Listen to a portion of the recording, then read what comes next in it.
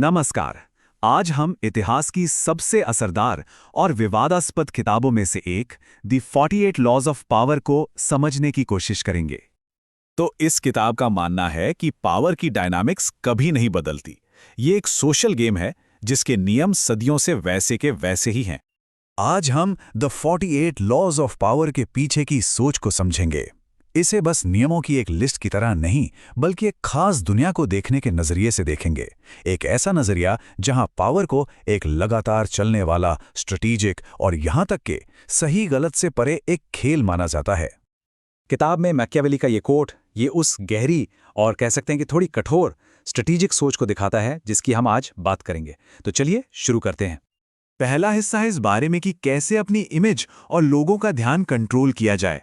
मतलब इसकी शुरुआत इस बात से होती है कि दुनिया किसी को कैसे देखती है। किताब ये कहती है कि पावर का खेलना काफी हद तक दिखावे का खेल है।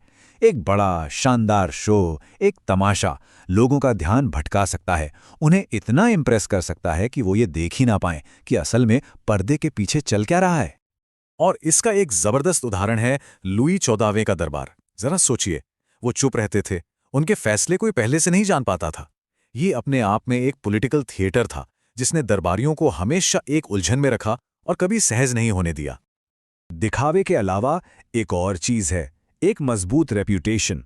ये एक ढाल भी है और एक हथियार भी।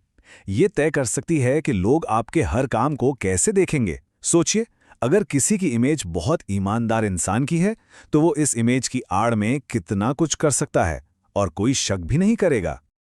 और किताब का सुझाव यह है कि अपनी रेप्यूटेशन किसी एक खास क्वालिटी पर बनाओ, जैसे या तो ईमानदारी या फिर काम में परफेक्शन या कुछ भी।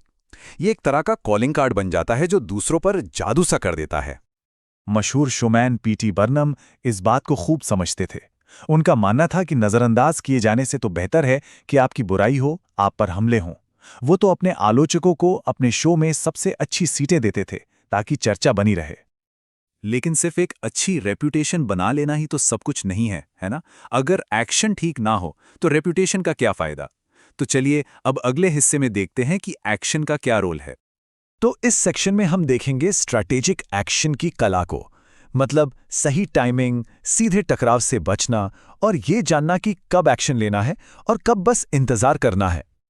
देखिए, किताब में सीधी सीधी ताकत लगाने और सोच समझकर सरेंडर करने के बीच का फर्क बताया गया है। इसका एक बेहतरीन उदाहरण है नाटककार बर्तोल्ट ब्रेख्त। जब उन पर कम्युनिस्ट समर्थक होने का शक हुआ और कमेटी के सामने पेशी हुई तो वो सीधे सीधे भिड़े नहीं, उन्होंने गोलमोल जवाब दिए, कमेटी को उलझा दिया और वो बच निकले। जबकि उनके जो साथी थे जो सीधे भिड़ गए, उन्हें ब्लैकलिस्ट कर दिया गया। अब जरा ब्रुनेलेस्की की इस जबरदस्त स्ट्रैटेजी को देखिए। उसने बस काम करने से मना नहीं किया, नहीं, उसने एक पूरा संकट ही खड़ा कर दिया। अपनी बीमारी का नाटक करके उसने न सिर्फ अपने कॉम्पिटिटर की नाकाबिलियत को सबके सामने ला दिया, बल्कि खुद को उस प्रोजेक्ट के लिए सबसे जरूरी इंसान भी साबित कर दिया।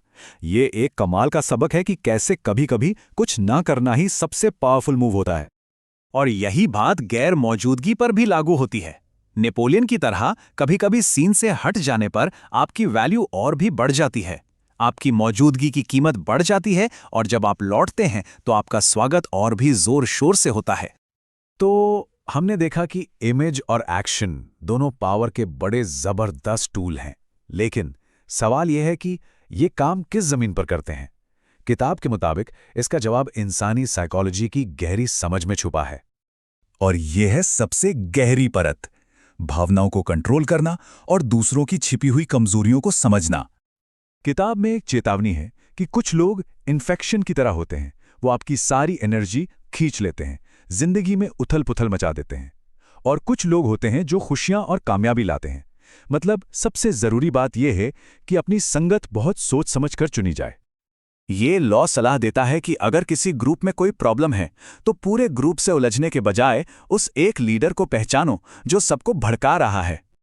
पोप बॉनिफेस और दांते का ये किस्सा इस लॉ को बिल्कुल साफ कर देता है। पोप ने पूरे ग्रुप से लड़ने की गलती नहीं की, उन्होंने बस उनके सबसे असरदार लीडर यानी दांते को टारगेट किया।